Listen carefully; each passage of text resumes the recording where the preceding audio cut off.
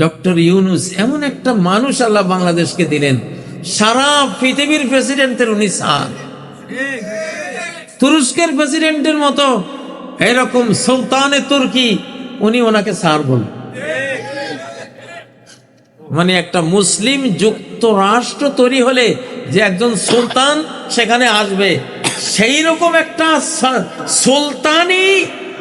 সুলতানি হাবভাব, সুলতানি একটা বিশ্বব্যাপী গ্লোবাল সেলিব্রিটি হওয়ার এই ভাবগুলি, এই দৃশ্যগুলি আমরা ডক্টর ইউনূস সাহেবের মধ্যে দেখতে পাচ্ছি কিনা? তাহলে বাংলাদেশে 2024-এর 5ই আগস্ট আসলে মুসলিম যুক্তরাষ্ট্র তৈরি হওয়ার একটা রহমত নাজিল হয়েছে। রক্ষা করার 2/3 দায়িত্ব বাংলাদেশের উপরে। কোন দেশের উপরে?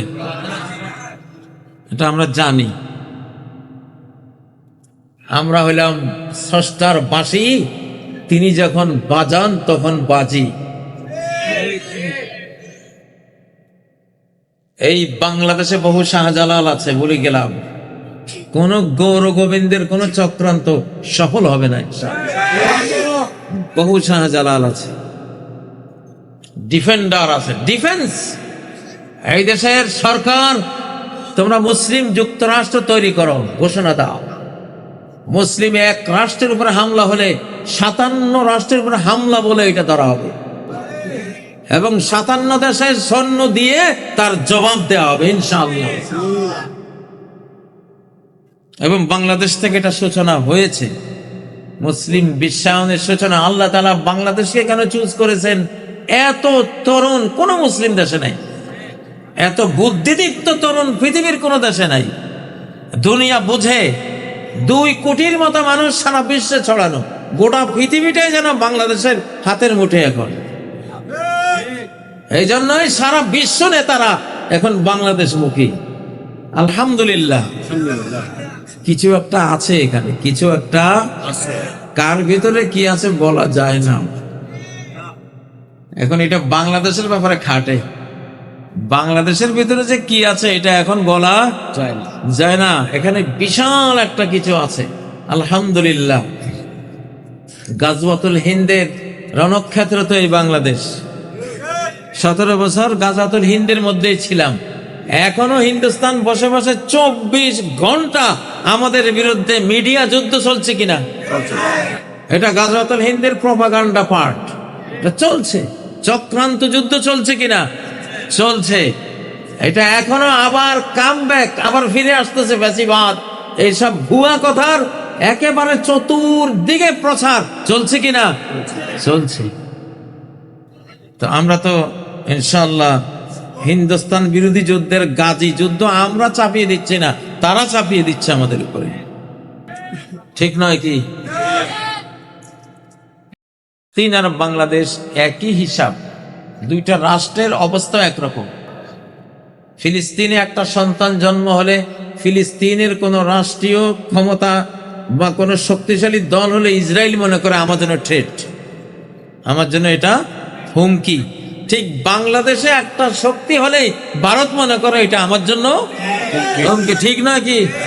তো চীনকে যেমন র আর মোসাদ আর র মিলে তারা ধ্বংস করছে, এই বাংলাদেশের পিছনেও র মোসাদ আছে, কঠিন ভাবে আছে। তাদের চক্রান্ত থেমে নেই, আমাদের সজাগ থাকতে হবে ইনশাআল্লাহ। তবে আমরা সাবধান করে দিচ্ছি, বাংলাদেশের উপরে হাত দিবা, যারা হাত দিবা তাদের রাষ্ট্রসত্তা দখল করে মুসলিম সাম্রাজ্যের বিস্তার ঘটানো হবে ইনশাআল্লাহ। এখন সেই যুগ, কারণ এটা আল্লাহ আমাদের সাথে আছেন। তুতিল মুলকা মান তাশা, যাকে চাও সাম্রাজ্য তুমি দাও, ঠিক না? খন্দক যুদ্ধে নবীজির সাহাবীরা পরীক্ষা খনন করছেন, এমন এক পাথর পড়লো, ওটা কোনো কোদাল দিয়ে বেলচা দিয়ে ভাঙ্গা যায় না। নবীজি আসলেন, তিনি কোপ দিলেন, নবুয়তের হাতের কোপ খেয়ে ওটা ফেটে গেল, আর একটা আলো বেরিয়ে গেল। সেই আলোতে পারস্য সাম্রাজ্যের বিল্ডিং গুলো নবীজি দেখলেন, প্রাসাদ গুলো দেখলেন। তিনি বললেন যে তোমরা সুসংবাদ গ্রহণ করো, পারস্য সাম্রাজ্য তোমরা দখল করবা। আরেকটা কোপ দিলেন, পাথর বাংলা একটা আলো বিচ্ছুরণ হয়ে রোমান সাম্রাজ্যের প্রাসাদ গুলো দেখা গেল। নবীজি বললেন রোমান সাম্রাজ্য তোমরা দখল করবা। কুরাইশ শুনে বলে যে মোহাম্মদ আমাদের থেকে বাঁচার জন্য, মুসলিমীয় আরব শত্রু থেকে বাঁচার জন্য গর্ত করে যান বাঁচাচ্ছে, সেই মোহাম্মদ তার এইসব গো বেচারাদেরকে সুসংবাদ দিচ্ছে পারস্য সাম্রাজ্য রোমান সাম্রাজ্য বিজয়ের। শুনছো মোহাম্মদের কথা? তখন আল্লাহ আয়াত নাজিল করলেন, সাম্রাজ্য তো মোহাম্মদের না, সাম্রাজ্য কার?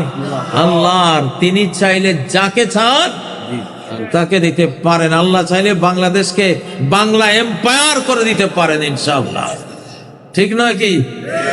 বাংলা এম্পায়ার আল্লাহ তুমি কবুল করো ইনশাআল্লাহ। বাঙালিরা খুব সূক্ষ্ম বুদ্ধিওয়ালা।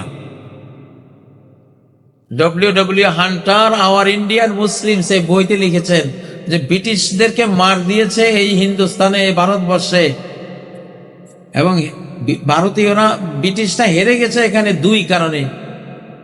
একটা হলো বাঙালির সূক্ষ্ম বুদ্ধি, আর এই সূক্ষ্ম বুদ্ধি বাঙালিরা দিয়েছে পাঠানদেরকে, পাঠানরা দিয়েছে গায়ের জোর, এরা দিয়েছে বুদ্ধি, ওরা দিয়েছে কি গায়ে। যে দুইটার সমন্বয় হওয়াতে আমরা হেরে গেছি, ব্রিটিশরা লিখেছে। তো বাংলাদেশের মানুষের সূক্ষ্ম বুদ্ধি মাশাআল্লাহ। ছোট্ট ছোট্ট শিশুরা আরব শিশুদেরকে হারিয়ে আল কোরআনের প্রতিযোগিতা ফার্স্ট হয়ে আসে। ছোটখাটো বিষয় না, কোরআন প্রতিযোগিতায় যে জাতি ফার্স্ট হয় সর্ব বিষয়ে তারা ফার্স্ট হওয়ার ক্ষমতা রাখছে, সর্ব বিষয় ইনশাআল্লাহ।